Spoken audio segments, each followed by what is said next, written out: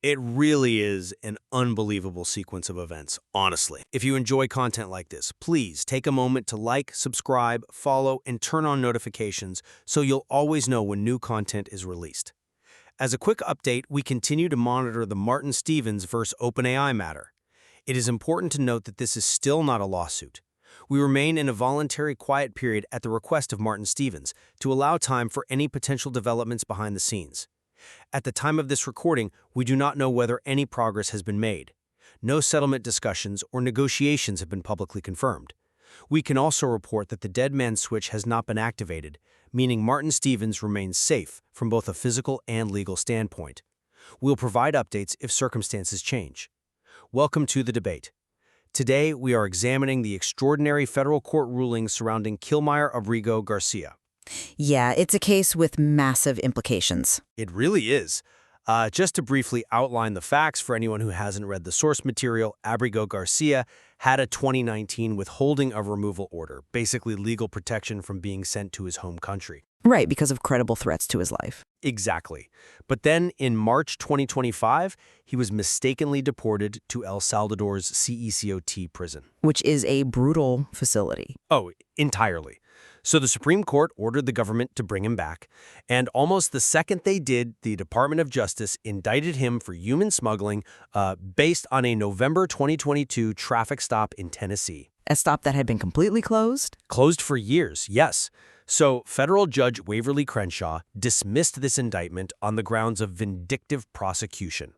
And separately, federal Judge Paula Zenas ordered his release from IC custody. Right, and we have very different views on this. We do. I'll be arguing that the dismissal was a legally sound and constitutionally necessary application of the Fifth Amendment. The objective timeline and the public statements of government officials proved a clear retaliatory motive. And I'll be taking the opposing side. Because while the optics of the government's actions are, well, they're undeniably poor, completely dismissing a grand jury indictment for human smuggling based on presumed vindictiveness is dangerous. It risks placing judicial intervention above public safety. I'm going to stress this point a lot today. These judges rule when they have absolutely no legal authority to do so. Well, let's jump right into the position statements. I think the justice system relies on the impartial exercise of coercive power. If that power is used for revenge, it's tyranny, basically. That's a strong word for it. But it's true. I mean, look at the Sixth Circuit precedent in United States v. Zachary. It explicitly forbids the government from punishing a defendant for exercising protected statutory rights. Sure, but... And the chronological evidence here is irrefutable. Homeland Security investigations closed the 2022 traffic stop case on March 12, 2025. It was only reopened in April 2025, literally days after the Supreme Court affirmed he had to be returned. The timing is suspect. I'll grant you that. It's more than suspect. Failing to dismiss this case would have established a terrifying precedent. It tells people that suing the government for a rights violation means federal prosecutors will comb through your past to manufacture an indictment just to punish you. See, I hear that, but the standard for proving vindictive prosecution is intentionally and rightfully exceptionally high. It is high, yes. And for good reason. The DOJ argued that the decision to indict was made independently by acting U.S. Attorney Robert McGuire. He based it on strong evidence of human smuggling, and that deserves real weight. Even with the political circus around it? Even then, immunizing a defendant from prosecution for a severe crime simply because he won an unrelated civil suit creates a massive moral hazard.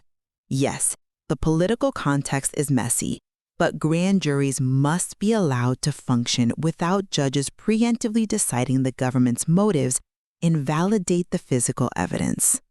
I mean, let's look at that timeline more closely because I think it establishes the presumption of vindictiveness perfectly. Let's talk about the statistical anomaly here. Okay, lay it out.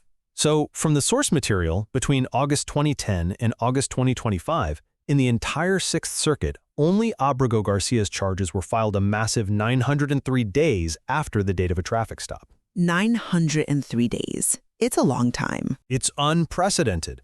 The traffic stop was November 30, 2022 in Putnam County. It ended in a warning. HSI closed the file on March 12, 2025. Then he files his lawsuit on March 24, wins at the district court on April 4, wins at the Supreme Court on April 10. And then HSI reopens it on April 17th? Exactly. It's like a referee who only decides to review a tape for a minor penalty 2 years after the play, and only because the player just successfully sued the referee's boss. I come at it from a different way. I really do. How so? Because late does not mean invalid. The DOJ explicitly argued that the evidence was so strong it would be a derogation of duty not to pursue charges. But they didn't pursue it for over 2 years. Right, but human smuggling investigations often take years to build, especially when coordinating cooperating witnesses. The correlation of the dates looks bad, I agree. But correlation is not causation in a court of law. It's not just correlation when you have top-down pressure, though. If the timeline just establishes suspicion, let's look at who actually pulled the trigger. You mean the chain of command? Yes, the public statements and the internal emails completely tainted the case. Look at the email from Akash Singh in the office of the Deputy AG. On April 30th, right? Right. He emails Acting U.S. Attorney McGuire calling the prosecution a top priority. Why is a 2022 closed traffic stop suddenly a top priority for Washington? Because it was in the news. It goes beyond that. Deputy AG Todd Blanche goes on Fox News on June 6th. He explicitly linked the reopened investigation to the Maryland judge's order accusing the government of wrongdoing. He essentially said it on live TV. That's a compelling argument. But have you considered that political appointees frequently grandstand on cable news? Grandstanding is one thing, but this was a confession of motive. The fact that political figures like Todd Blanche, Pam Bondi, or Kristi Noem use this case for political theater doesn't legally erase the facts. McGuire testified he made the decision independently, without animus. Then why did the criminal chief in Nashville resign? People resign for all sorts of reasons. Ben Schrader was a career employee of a decade. He resigned on the exact day the indictment was unsealed, reportedly due to disagreements over the political nature of the charges. That's a massive red flag. It's a red flag, sure, but does the entire Justice Department have to be paralyzed by the inappropriate public comments of its leadership? The grand jury still found probable cause based on the evidence presented to them. Well, let's talk about that evidence. I'm not convinced by that line of reasoning because the evidentiary foundation is incredibly weak. The government claimed it was new evidence. Right, but Judge Crenshaw ruled that the new evidence was not new as a matter of law. It could have been obtained with due diligence long before April 25. But they did obtain it. By flipping a highly questionable star witness, Jose Ramon Hernandez Reyes. He's a 3-time convicted felon. That's pretty standard in these types of conspiracy cases, though. Standard? He was likely the owner of the car Abrego was driving, and the government gave him early release from federal prison and a potential work permit in exchange for his cooperation. That just shows they were desperately manufacturing a case to save face. Look, relying on flipped, flawed witnesses like 3-time felons is standard operating procedure in human smuggling cases. You don't build these cases by interviewing saints. But they literally halted his deportation just to use him against Abrego Garcia. That doesn't mean his testimony to a grand jury is automatically perjury. There were 9 passengers in the car during that 2022 stop. 9 people. Which the local cops gave a warning for. But the suspicion of smuggling was present from day one. You can hear it on the state trooper's body camera audio. The grand jury heard that evidence and decided it was enough. I just can't look past the manufacturing of the witness deal. But let's move to the other half of this, the immigration battle, because the vindictiveness extended beyond just the criminal charges. Right, the concurrent habeas corpus ruling by Judge Paula Exenis in Maryland. And this is exactly what I mean when I say these judges rule when they have no legal authority to do so. You're calling her ruling judicial activism? Naked judicial activism, and that's exactly what the DOJ and DHS spokespeople stressed as well. The executive branch has broad, nearly exclusive statutory authority over foreign policy and immigration removals. Under standard circumstances, sure. But by blocking ICE from detaining Abrego for removal to third-party African nations like Liberia, Uganda, Eswatini, Ghana, Judge Exenis was wildly overstepping her legal authority. She was essentially dictating immigration enforcement from the bench. That's an interesting point, though. I would frame it differently.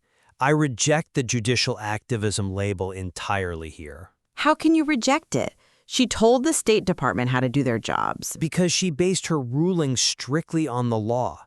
The government had no statutory authority to remove Abrego to a third country absent an actual finalized removal order. You can't just indefinitely detain a guy hoping some country eventually takes him. But diplomatic negotiations take time. But look at the absurdity of it. Costa Rica had explicitly agreed to take Abrego and his family. It was a done deal. There might have been diplomatic reasons they didn't want to use Costa Rica. But the government ignored a perfectly viable option and instead kept him in a cell, threatening to send him to African nations that had never even agreed to take him. It proves the detention was punitive. They just wanted him locked up. Even if their strategy was flawed, the judge shouldn't be making foreign policy decisions.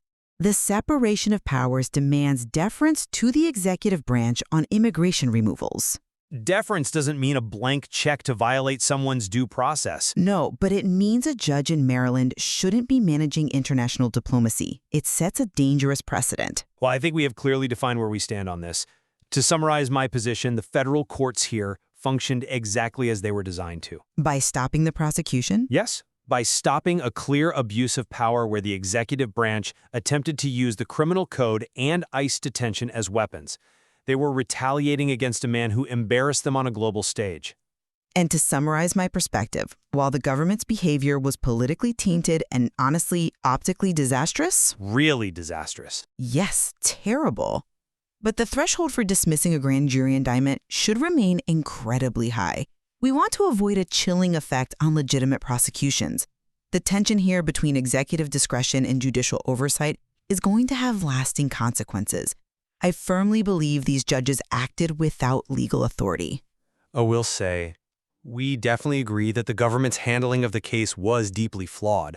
I mean, from the initial mistaken deportation all the way to the public smearing of the defendant on Fox News. Oh, absolutely. The administrative bungling was historic. It was a mess from start to finish. We just disagree on whether those flaws legally amounted to a presumption of vindictiveness that justified stripping the prosecution of its case entirely. Exactly. It's a profound stress test of the separation of powers in the United States, and it really proves that exploring multiple perspectives is essential, to understanding that fragile balance between executive authority and individual constitutional rights. And there is much more to monitor here, especially as the DOJ appeals these rulings. The appellate courts will have to weigh in. Definitely. There's a lot more to explore in this material down the road. If you found this episode valuable, please like, subscribe, share, follow, and turn on notifications. It helps us continue bringing you content like this and ensures you never miss future releases.